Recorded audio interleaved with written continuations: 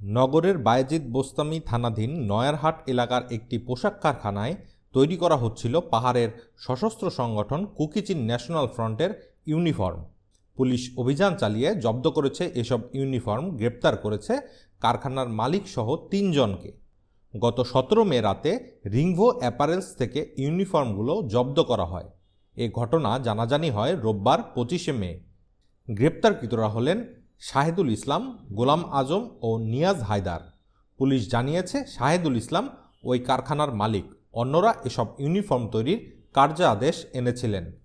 এ ঘটনায় গত ১৮ মে ৪ জনকে আসামি করে বায়েজিদ বোস্তামি থানায় মামলা দায়ের করা হয়েছে। নগরের গোয়েন্দা পুলিশের এসআই ইকবাল হোসেন বাদী হয়ে এ মামলা দায়ের করেন।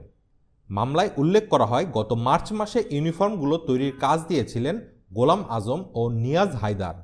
তারা মংলা সিং মার্মা প্রকাশ মং নামের একজনের কাছ থেকে ২ কোটি টাকা চুক্তিতে ইউনিফর্ম তৈরির কাজ নেন। মংলা সিংকে কেএনএফ সদস্যরা তাদের কাপড়ও দিয়ে যায়। চলতি মাসে এসব ইউনিফর্ম সরবরাহ করার কথা ছিল। তবে এর আগেই গোপন সূত্রে খবর পেয়ে রিংভো অ্যাপারেলস থেকে ২০,৩০০ পিস ইউনিফর্ম জব্দ করেছে পুলিশ।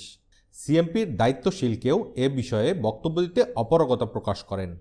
রিপোর্টার্স 24, ঢাকা।